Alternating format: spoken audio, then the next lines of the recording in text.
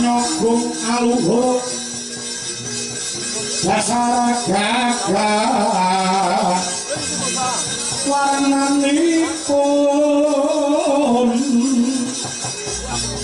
Kanjeng Sri Narapati Raja kang ngaboratu kapur maneng katong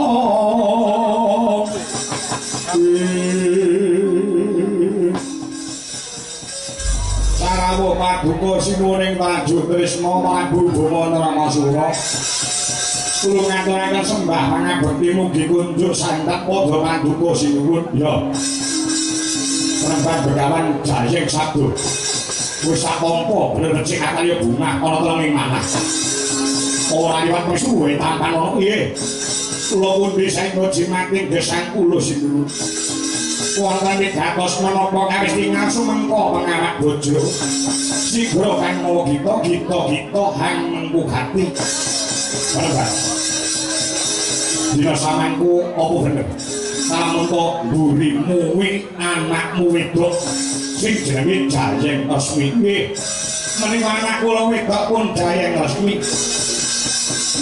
Lajeng wonten wigatos menapa dene paduka kalenggan samangke ngene. Lugune ewuh kaya ing pambudi anggoku bakal matur ana ngrasaning sang penemban Begawan Jayeng Sabdo.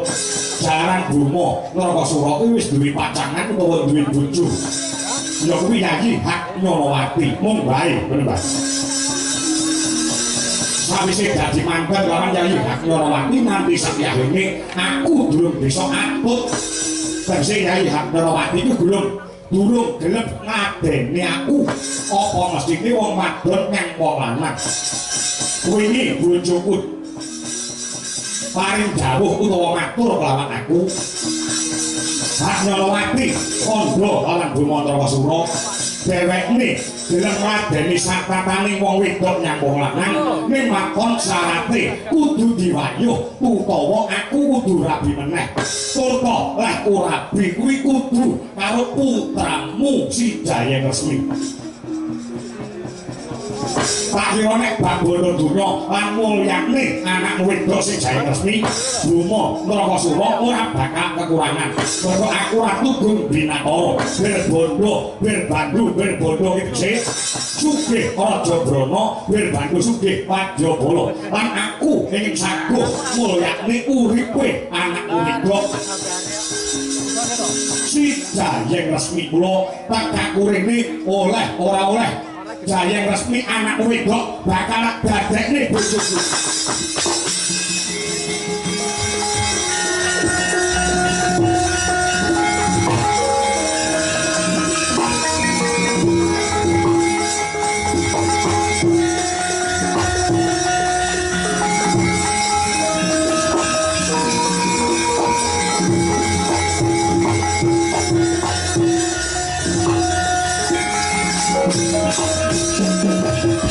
Sonya batonggo windu ya amun-amun beli bunga pang amun-amun beli bunga pang ngalesik manto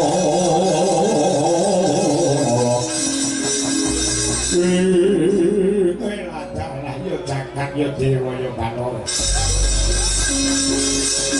binara semana kula siun mlewat donga badhe malakrama dhumateng anak kula wedok pun Jayeng Resmi kudune rak ngono ning mangke rumiyin ewuh anggen kula badhe matur ewuh perkara apa ilang ana Durgama Sangga Rumi riko kang sapa dewa alangane apa lan pancen duweni syarat opo aku kudu bisa boyong marang putramu putri Jaya Resmi menawa dadi garwane Bomandra Sura ngeten lho tak matur aku mboten wonten kata-kata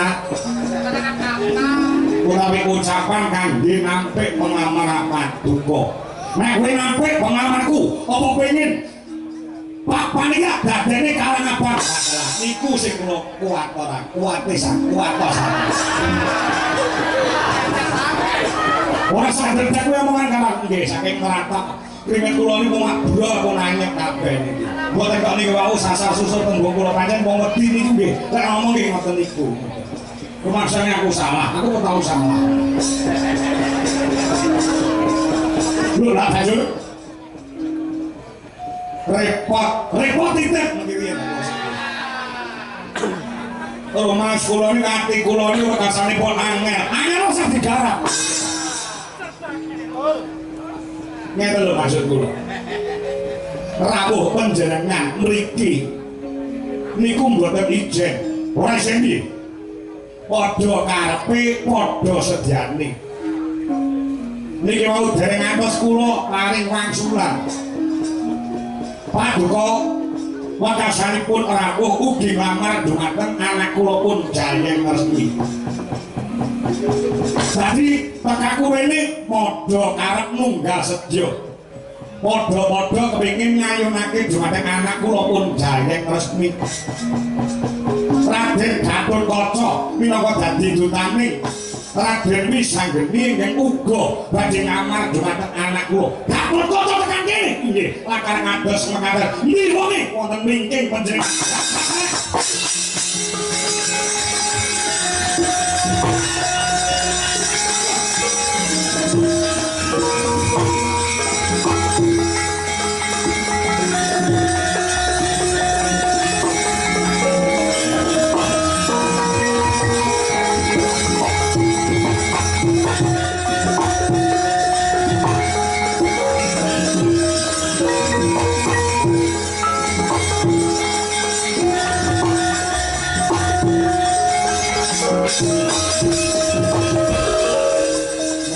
Sonari mengkapu ini kang bentan menganing yasu koyo badane kebalasan Gatotkaca Kakang Bima Narasura idyas aku iki gumun kapur sing digumuni perkara apa Kakang Bima Narasura lakon aku duwe sedya lakon aku duwe karep kowe sing dadi kepala kene ora nalika yen rebutan Wahyu Topeng Waja Bima Narasura ya pengen kecondhoan Wahyu Topeng Waja kowe lanyu nyagu gawe lawan Bima Narasura wakasane aku karo kowe geger padha jotosan ora meneh perkara rebutan Kikis Tunggara aku karo kowe gesek aku karo kowe geger meneh ing perkara wong wadon kok perkara cah wedok meksa kowe mbok barung sinan sing barung sinan kuwi Kakang Bima dudu Gatotkaca mergo tekane kene kuwi dhisik Gatotkaca nimbang Kakang Bima Narasura cekak cobote kowe gelem lunga apa ora nek kowe ora gelem lunga lan nindakake sedyamu ora murung adu jotos lawan Bima Narasura ora murung cekel tarik gocimu rantem bang aku rubuh dina samangko rasah ning ngene kecak geger jowo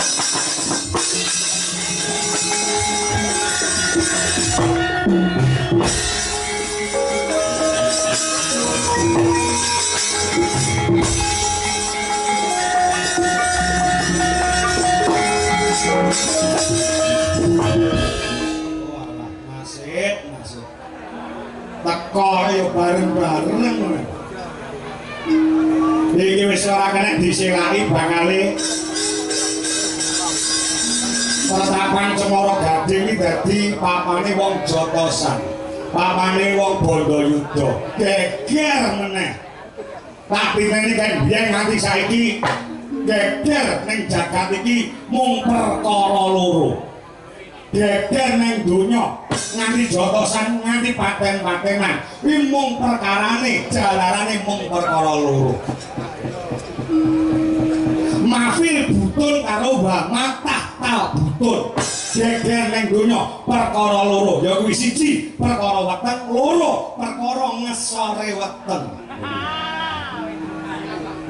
kuwi nang ngendi-ngendi muni dadekane geger sing jenenge perkara telu ki kok mesti dadekake perkara harta tahta wanita harta tegese duit utawa bondo donya tahta tegese kelungguhan utawa kursi wanita iki tegese wong wedok telung perkara ki karo mangsaku ndadekake punjering perkara geger ning jagat harta tahta wanita nek cara tembunge sing alus rokmi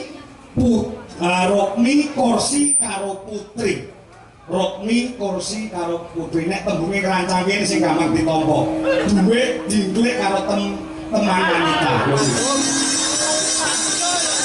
mesti dadene geger piye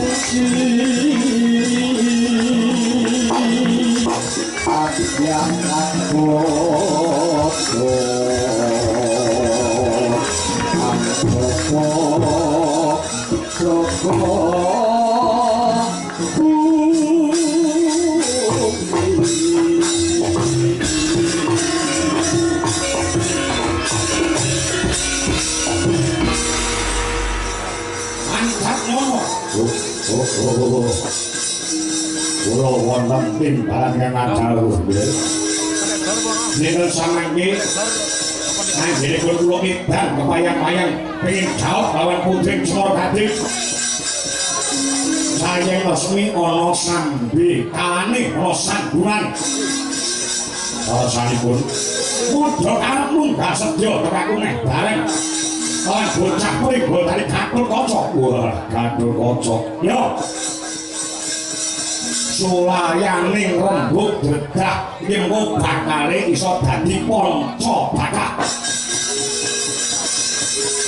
Lha dene sampeyan ora kena disilaki sak gak napa wadyabala. Lampuk juga kimpul paton lanang nyodam. Ron buka wirangan perkara golek wahyu topeng waja kawan gawe waja. Ron buka wirangan perkara rebutan kidis tumbara. Isih lara ngabes oleh atiku. Dina iki kudu diwales kali nugel brune kang waja. Oh iki. Sandika ngestaken dawuh. Aja lali nangking lading pangir sing daging bathok wadhe getek. Yen perlu kapal cocok tabrak dompanteng.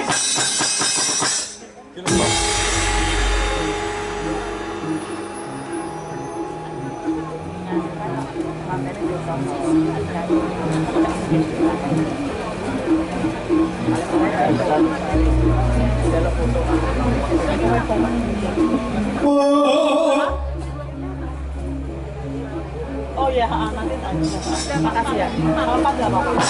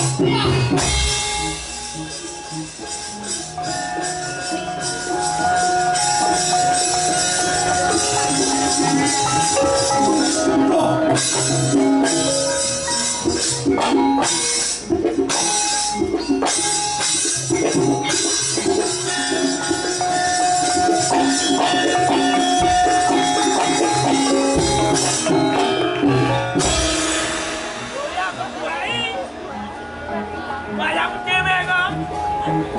เฮ้ย